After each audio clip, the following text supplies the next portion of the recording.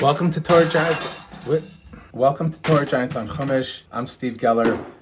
This week we're going to talk about the importance of great beginnings. Great beginnings. Shalom Avroch, and welcome to the weekly piece on the Parsha from Torah Giants on Chumash, written by Rabbi Rabbi Goodman, the Rabbi Emeritus of Yisrael Rockaway. Sit back and enjoy.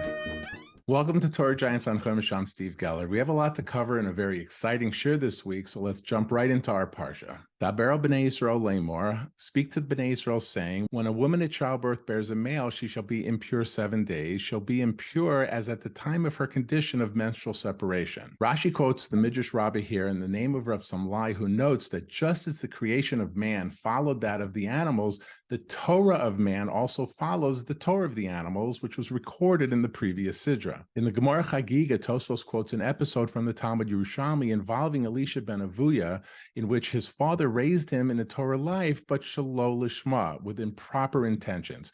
On the day of Elisha's bris, his father noted the great honor being bestowed upon certain Rabbanim and said that since this is the honor accorded to Torah scholarship, he too would dedicate his son to the Torah. Elisha admitted that this was an improper motive and attributed it to his eventual spiritual collapse. Rav Eliyahu Lapian once explained the deeper meaning of this idea is that Elisha's father had not thought of raising Elisha in Torah study until the day of his bris.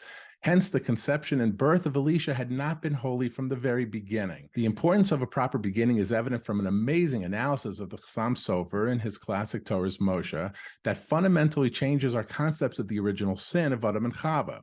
Quoting a midrash, he states that Adam and Chava would have been permitted to eat from the Eitz Hadas had they waited just 1 day until Shabbos. We read in the Torah that Hashem saw that everything he had created was Tov Ma'od, was very good. If everything Hashem created was Tov Ma'od, we can't imagine that this one tree was to be forbidden to man forever. So why did Hashem create it at all? Had they waited for Shabbos, when they would have had their additional holy Neshama Yisera, eating from this tree would have provided them with the more powerful Bechira, free will, to choose between good and evil at the highest level. Mankind could have been victorious over evil with very little effort. But creating an improper beginning by prematurely consuming the fruit on Erev Shabbos, their free will began without experiencing the profound holiness of Shabbos. Instead, their Bechira began from a weak spiritual basis, which has plagued mankind ever since, making the battle of fighting our evil temptations forever difficult. Rabbi Goodman even suggests that Moshe may have added 1 day to the receiving of the Torah at Har Sinai to receive the Torah on Shabbos rather than on a Friday. This would have made a wonderful beginning for the Torah to be given on the holiest day of the week. When he later found out, nevertheless, that they were worshiping the golden calf, he felt impelled to break the 2 tablets. This now had become a terrible beginning, and we needed new tablets in the hope of having still another better beginning. I also believe it's noteworthy that those second luchos were given on Yom Kippur, the eternal day of tshuva and new beginnings. Let's now look at the aftermath of the flood. The first 18 pasukim of chapter 9 are filled with Hashem articulating blessings and promises to Noah about life after the flood. There would be no other flood to destroy mankind, and his children would be blessed to be fruitful and multiply. 18 pasukim inaugurating the new beginning of mankind with Hashem's love and covenant with Noah, and in Pasuk 19, his 3 sons, Shem, Cham, and Yafes. But in Pasuk 20, Vayochel Noach, which many describe as Noach began, indeed, this is the beginning of Noach's life after the flood. Rashi chose the second meaning, and Noach made himself profane, degraded. Indeed, both meanings are relevant here. Noach's first act recorded in the Torah, planting a grapevine, making wine, and getting drunk and debasing himself in the process. Once again, a grand opportunity for an elevated new beginning was missed, and eventually mankind proceeded on the march to the generation of the Migdal Bavel, the Tower of Babel. How perfect is the commentary of HaRav Eytan Feiner, who wrote on this phrase, he began with an improper activity, therefore there followed from this actions that were reprehensible. For even a minor foolish act at the beginning eventually causes a great deal more. Bringing home this concept of the importance of great beginnings, we're once again blessed to hear from the Goan, HaRav Eytan Feiner, Rav of the congregation Knesset Yisrael, the White Shul in Far Rockaway. Shalom Avrocha to all the fantastic, amazing listeners to this incredible Rabbi Steve Geller podcast featuring Rabbi Goodman's Gavaldige Torah, one of the best likutim out there. It's Shabbat L'chol Nefesh, or Boisai. Rabbi Steve was speaking about the Noach and the idea of the Chashivas of beginnings. So let's add first and foremost the Gavaldige of Hunder. That's Nogea, that's germane to the whole idea of Noach. We know Chazal tell us, the Medrash points out that Noach was a bit late. He tarried just a little bit when he was bringing the lion food on the Tevah. Tevas Noach on the ark came a little bit late. What happens? The lion bites him.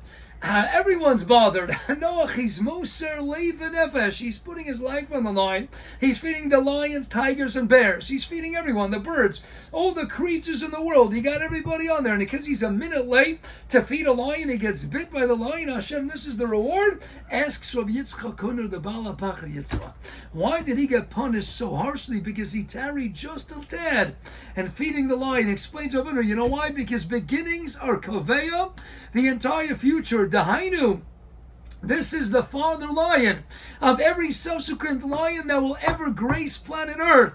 When it comes to the Nekudas HaSchola, the point of commencement, the point of the beginning, if there's going to be any deficiency manifest in this father lion, the patriarch of every ensuing lion that will ever grace the planet, if you're a little bit late and he doesn't get fed appropriately, there might be a chisaron, some lacking, some deficiency that'll express itself, manifest itself in this lion, and subsequently it'll manifest itself in the DNA of every single lion that will ever be on this planet until Mashiach Tzidkenu. Noach, that's why you got the parents of every future respective creature throughout the gamut, the spectrum of the animal kingdom. That's why you have to be nizar, you have to be extra wary, more cautious than ever, to see to it that the fathers of all subsequent creatures, because the beginnings determine what's going to be, and all the ends, all the children, and all the ensuing offspring. In a similar vein, let's go now to shift to the Hanukkah story. Famous kasha of the Pnei Yeshua and the Gedolei Achronim on Shas. Let's go to Shabbos, Daf Chafala from the base, and the Gemara says, "My Chanukah," and it gives us an abbreviated fashion the Chanukah story, the miracle of the lights. Asks the Pnei Yeshua, why do I even need a miracle of the lights? I need to have that you found the Pachshem in the one little small jar of pure, pristine oil. We have a klal, we have a halacha l'maisa din that says that, remember, everybody was tomei meis. They had the homochoma, they had the war. When you have Tuma, Hutra, Betzibur, and Frek the Pnei Yeshua, when you have most of the people in Klai Yisrael or Tamei Meis at the time, so if all you have is Tamei oil, halacha l'maisa, you're allowed to use Tamei oil for the menorah. So why do I even need the nes? Hashem doesn't do nisim for naught. He doesn't do them gratis. There's got to be a reason. Ask the Pnei Yeshua, what'd you have the nes for?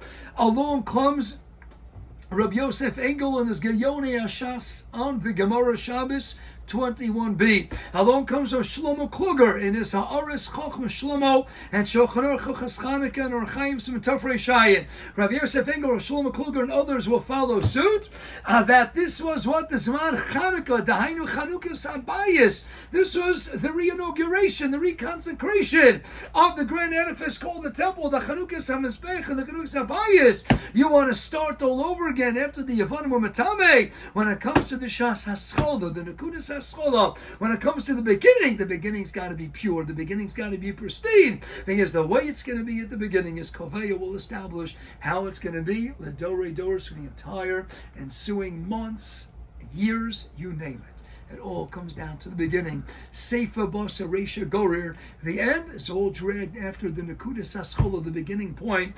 All right, so Rabbi Yosef Engel, right, so Shlomo Kluger. We're not going to be somech, no relying on Bidi Evetz. When it comes to the beginning, yes, Tumah Hutra B'tzibur. That's once you have a Mishkan, a Beis HaMikdash up and running, but you want to get it started all over again, and you want to commence the new Avodas Habayis, then it's got to be pure, it's got to be pristine, it's got to be beautiful, it's got to be Geshmak. No Somcham on Kulos, no leniencies, no B'di Evetz. The beginning's got to be the best. No Tumah Hutra B'tzibur. Let's find the Pachshemen. God says, then I'm doing a miracle, and that's going to manifest itself in the Shar. The remaining months and years up ahead, when the Chashmonim are ruling, you're going to have pure, pristine oil, because they understood that you want to start something, the beginning's got to be pure, and it's got to be done right. May we all merit and benefit from our own new beginnings, receiving all the blessings they bring. One great beginning from this year would be to hit the share button below and paste the link to this video into your email, text, or social media of choice. This gives family and friends all the chance to enjoy Rabbi Feiner and Rabbi Goodman's amazing insights into this week's Parsha, and may we all begin on new, proper Torah paths, benefiting ourselves and our families.